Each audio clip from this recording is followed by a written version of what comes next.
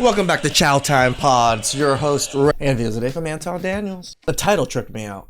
I long established that I don't date or relate with white men because it's too costly for me, but I also have full regard for other racialized women who date white men because of two main reasons.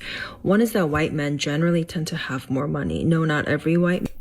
Do realize Asian men have the most money, right? Like demographically, like we are the highest income earners demographically. Yes, there's a lot more white men that have money because, you know, it's their country. They were kind of raised here, so they had a lot of more opportunities, but Asian men make pretty good money.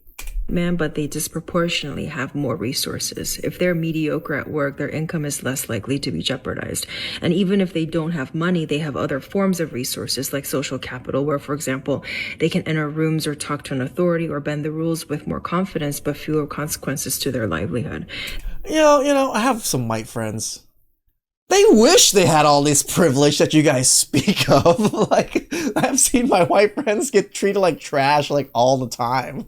They generally have more access to things that support survival. So if a woman benefits from these resources, especially if she has no other way to receive them, why not? Of course, this is not to say that this is the only reason to date a white man. It's that these resources... This is kind of crazy, no? Like, to talk about it in this fashion is this not racist in some way? Resources may help expand her capacity for whatever oppressive experiences she still may encounter in the process of building a loving relationship as human beings. Two is that dating a non-white man does not guarantee much. Race, politics, and spoken values do not guarantee much. What offers any kind of real information is how we each decide to make actual contact with one another in the face of differences, conflict, and risk. Sure, it feels terrible when a white man goes back to their white primary partner. It's another kind of terrible when a non-white man prioritizes a white woman.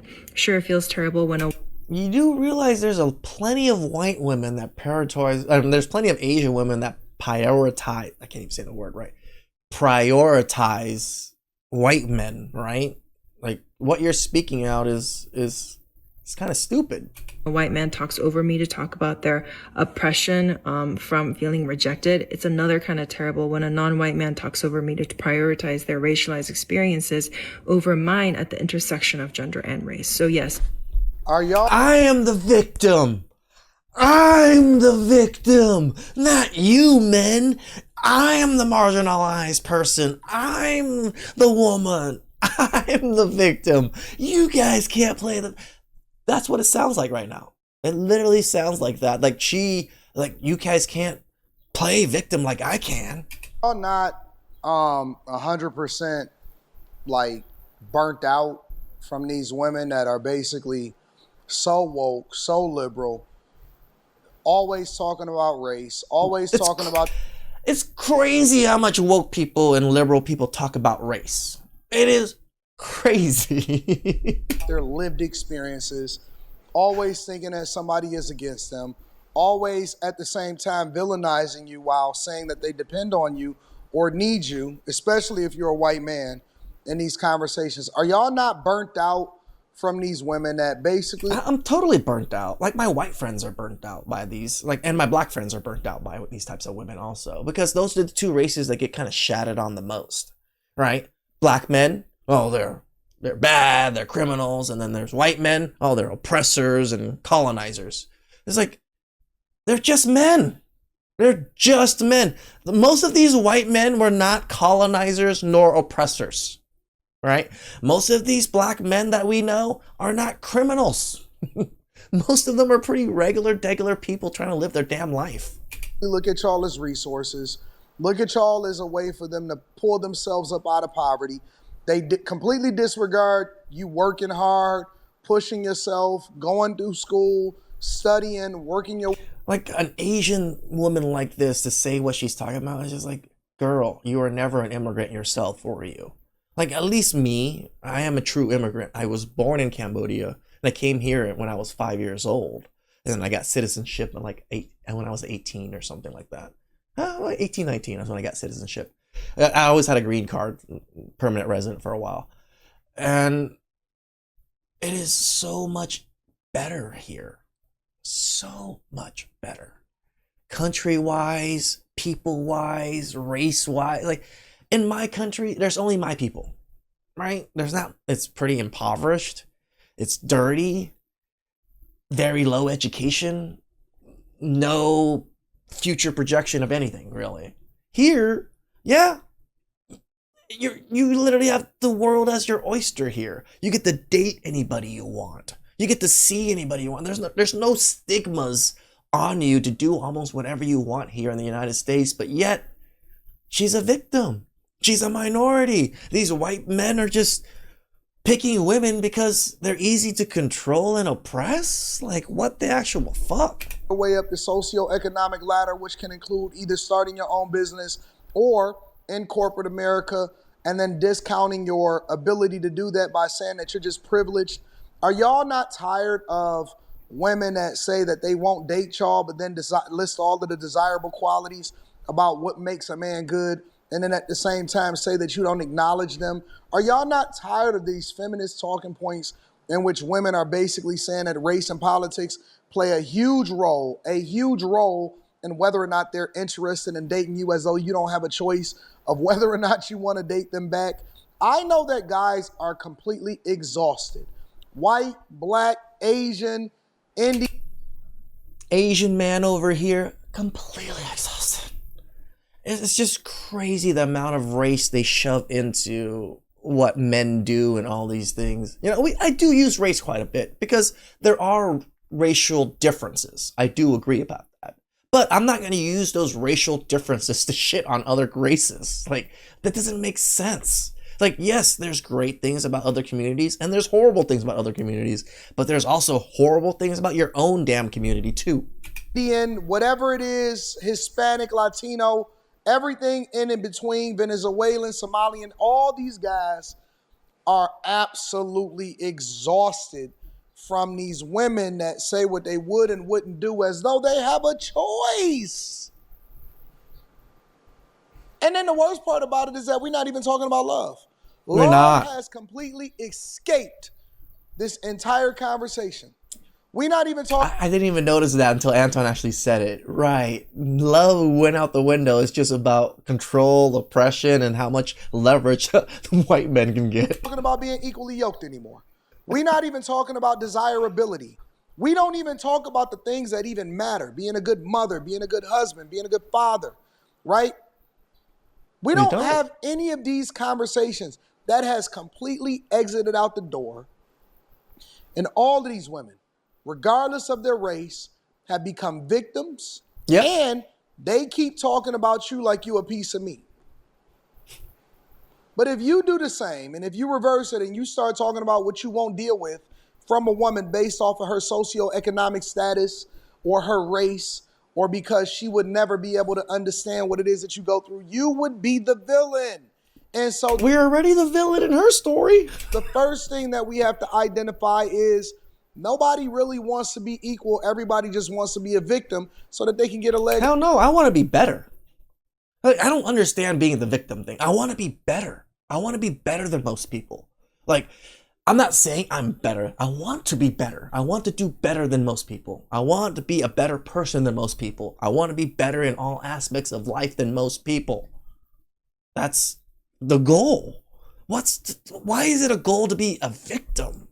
Like, I don't understand that at all. Like, yeah, you maybe get some sympathy and maybe get some, but like, victimhood doesn't build anything. It literally doesn't. At least I don't see it. Maybe you can build some kind of social media clout with it or something, but you can't truly build anything with it. Pick up on everybody else and then make excuses on why they are not where they're supposed to be, whether it be in a relationship or their careers or in their life in general. And then they say a bunch of words like, we don't understand what they're talking about, trying to sound smart or trying to divert away from the real issue, which is them. And it doesn't matter whether you're a man or a woman. Let me be clear. Let me be very, very clear. The first person that needs to take accountability when they decide to get on the internet and tell their life story about what the issue is, 97% of the time is the very person that's telling that same story. Correct. You are the common denominator. And then they make you a monolith. dating white men. Now, you don't say white men that are of this class or in Correct. Just all white men. this socioeconomic status or in this particular area that was raised this way with only one mother or any of that type of stuff. It's all of y'all. All of y'all. Now, they don't want you to centrally talk about or hold them accountable and say all of y'all, because they're going to say, no, not me, not all. I can't believe it's all. But they're going to make sure that they address you accordingly. I honestly just believe that this group, this batch of bitter, angry, older women that somehow, some way found these mids, below mids. There's a lot of those ones. You know, the good-looking women aren't as upset, but the mids, this one's not even a mid. This one's like a 3, maybe a 2. Right? They're the ones that are truly upset. And got on Instagram when it was supposed to be fun, and then took over TikTok when it was supposed to be for children, and then jumped on YouTube when it was really supposed to be for great commentary and entertainment. And they decided to jump on these apps, and they're stupid. They're dumb. No matter how smart they sound, no matter what degree they may have, they are ignorant and stupid at the same time. And this is why I always say it. They went full retard. They have so many issues in their lives. Race and politics may be screening tools I still use to account for the wounds I've accumulated over time. Wounds. What fucking wounds? Race and politics may be screening tools that I use to account for the wounds I accumulated over time. It's fucking crazy. That statement is crazy. What? Yeah, that was a crazy statement. Yo, I'm telling you, they all broken, most of them. It's hard to find one that's not broken that you actually want to have a conversation with for longer than 2 hours. That you would be able... 2 hours? Let alone 10 minutes. Come on, like 2 hours, that's way too long. If you can make it through having a conversation with somebody for longer than 2 hours, you're probably doing better than 98% of most people out here that look and try to find somebody. Can y'all imagine sitting there having a conversation when somebody says that race and politics is probably one of the screening tools that I use to account for the wounds that I've accumulated over time? That's literally racism. She's literally justifying racism right here. This is the justification of racism and prejudice. Through my own experience and wounds, I'm going to use race as a lens. But there is no amount of screening I can do to account for how we actually encounter each other as human beings. So what I like to do instead is shift the paradigm entirely, where dating is a secondary experience for me. The primary experience is relating, where we both make ourselves known for connection.